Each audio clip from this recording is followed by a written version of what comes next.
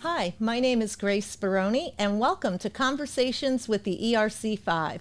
I am so delighted to have with me today Maxine Bernstein from Allstate Insurance in Longmeadow. Maxine, welcome to the podcast. Thank you so much, Grace. It's great to be here. I am delighted to have you with me. Every time I've engaged with you in conversation, it has always been so much fun, and I always get a little gem that I take away from me that I can use over and over again. So I'm so excited to have you here with us today.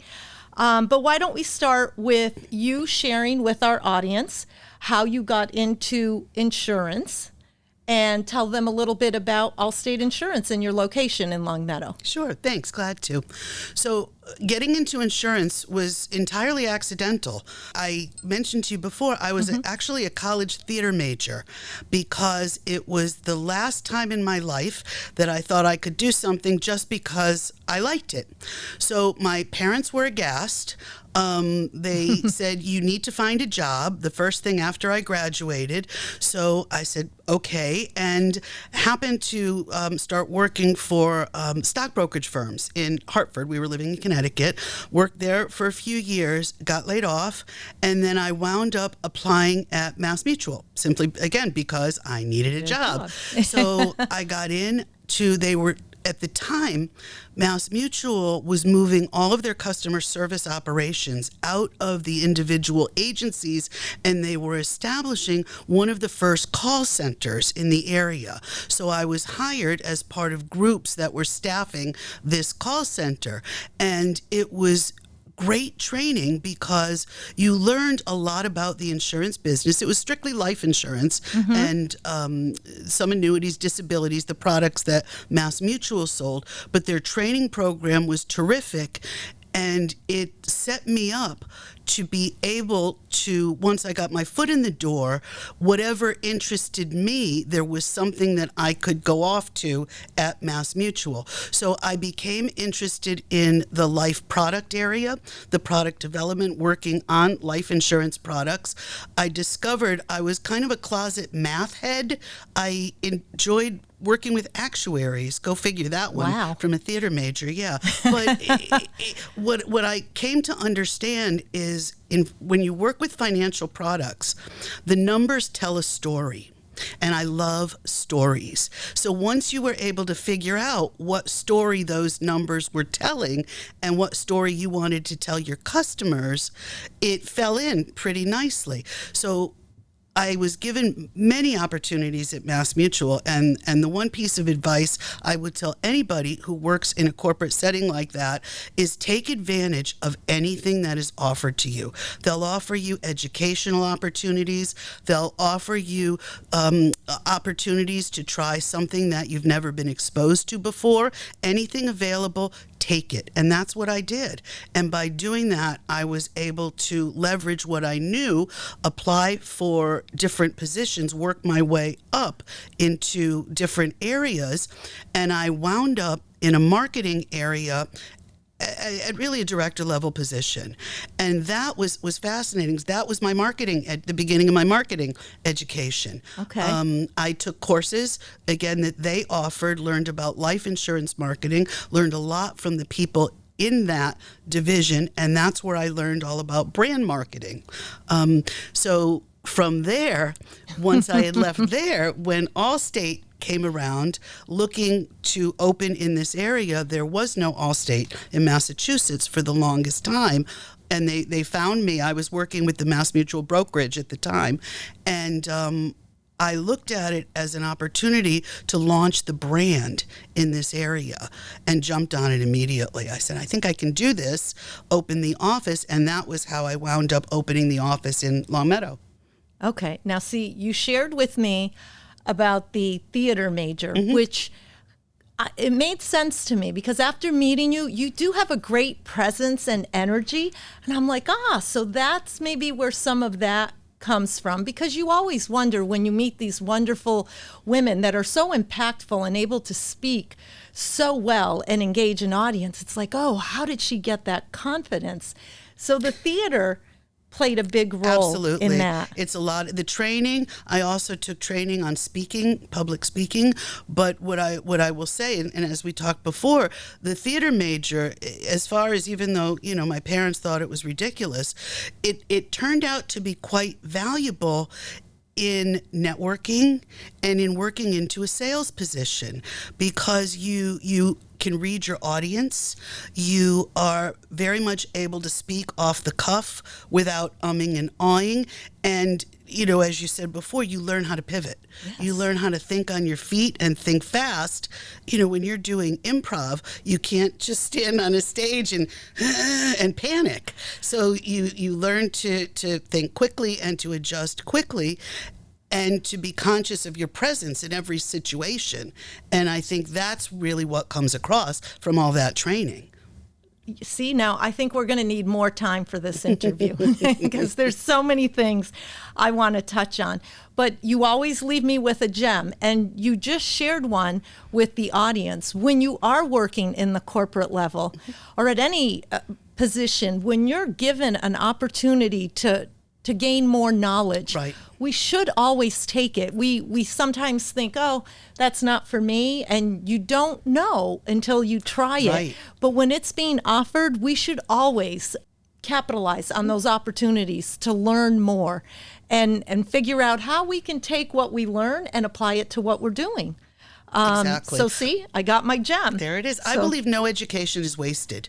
Even when people make fun of, the Russian literature major who's working as a barrister in Starbucks, it's not wasted. It's there, and it's all valuable. And to your point, you can apply it wherever you are. Yes, it's all a learning experience. Exactly. And that's what we do. We gain all this knowledge as we go through all of these different experiences in life. Right. So I've got that. I've got my gem. And you mentioned marketing. That's another thing. I know when I first started with the chamber, I came to you. I wanted to know more about you and Allstate. And we were talking, and I was saying how I really want to add a women's group to the chamber. And you, like, spur of the moment, came up with the great idea. He goes, you put a W in front of ERC, and we have work. And you talked about the Rosie rivet and the muscle. And I thought, wow, this lady is so good. Why is she selling insurance? She should be marketing. But of course, it all comes together. You need to know how to market yourself. Right. And of course, the reason we're here, let's talk about insurance, but it does all come full circle because you've got to market yourself and your business. Mm-hmm. And then you also have to know how to, you said it, numbers and reading situations and people. Yeah. Because in the insurance business, I think you have to know you really have to be very intuitive. Because sometimes people don't know what they want. Right. Like I come to you and, hey, I want you to insure my house. But it's not just cut and dry, insure my house or whatever it is. You need to ask the right questions and find out more. Absolutely. About them. Yeah. So how do you go about doing that? I mean, I think you do it really well because you always get lots of information from people, but how do you go about doing that with your clients? Sure. Well, I just ask questions. For me, it comes naturally. I'm naturally very curious, and I love talking to people, and I joke sometimes that I collect stories. People collect stamps or whatever. I love to hear people's stories and remember them. Certain things just resonate. So when you're talking to somebody, a new customer, a potential customer, and they're asking about insurance, I just ask them about their life. What do you do? What do you like? What is your home like? Mm-hmm. The key question is, what's important to you? Is it important to you to get the cheapest thing you can? All right, well, then that's one conversation. Is it important to you to be covered so that you can sleep at night? That's another conversation. But we talk and we find out more about the person. You know what they need. It also, I find, for any good salesperson, you have to have that curiosity because it opens up additional opportunities. Right. And it helps you build rapport and a relationship. Correct. Because you don't want to just have them sign up for 1 year and then not be there. And when you do this, inquiring and you learn more about what is important, as you just said, to them and their lives, you have all of this information to continue to build on the relationship. That's right. And again, it uncovers all kinds of additional opportunities. You know, for example, we've had a lot of people moving into this area recently, and, you know, they'll call and say, okay, I just bought a home and, you know, wherever I need some home insurance. So we could say, that's great. Tell me about your home. Okay, we can recommend this, this, and this. My first question is, oh, what brought you to this area? 9 times out of 10, it's a job. Where are you working? Oh, that's very interesting. Tell me more about. That's the key phrase. Here's another gem. I love it. Here you go. The key phrase, you know, and in sales, when you're not quite sure what to say, but you know there's something there, tell me more about blank. Tell me more about your business. Tell me more about why you came here, this new job that you're taking. And then as they start to talk, you can uncover more. Oh, maybe they're working someplace that doesn't have a voluntary benefits program. We could talk to them about that. Or maybe they're moving here because they've got family in the area. Well, their family could also use some insurance. So the more you find out about somebody, the better the relationship you build, the stickier the business is, and the more business you can potentially uncover. I love it. I love it. And I love the tell me more. I'm going to hold on to that. Yeah. And we'll have our audience pay attention and see how many times from this point going forward they hear me say, tell me more, because I do like that. I learned that wonderful. Working with Mass Mutual agents who worked predominantly with business owners. And when they met a new business owner and they wanted to build that rapport, that was the first thing they'd say, tell me more about your business. Business owners love to talk about our businesses. And then the other key question when you wanted to start a conversation in a networking event or wherever, I would say, so how's your year going?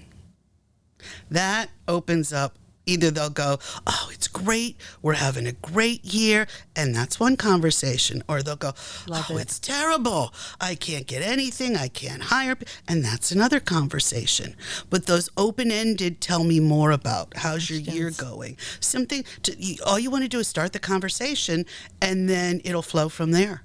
This has been great. I wish we had more time. So we have to have you come back so that we can continue this conversation, because this has been so helpful, so informative on so many levels. So I'm so grateful that you made time for us.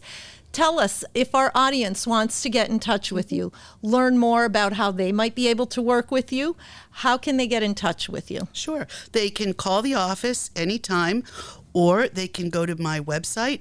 It's www.allstate.com/mbernstein. Okay. They can also Google, if you Google Allstate Western Mass, Allstate Long Meadow, I think even Allstate Massachusetts, I usually come up right on the top. It'll take one them of the to top you. Two. Take them to me. Helps when your name begins with a B. There you go. Good to know. Thank you so much, Maxine. This was wonderful. My pleasure, Grace. Thank you so much for having me. Thank you. And thank you to our viewers for watching. If you'd like to be the next guest on Conversations with the ERC5, please go to our website. You can sign up there, and I look forward to hearing more about your brand and business. Look forward to hearing from you.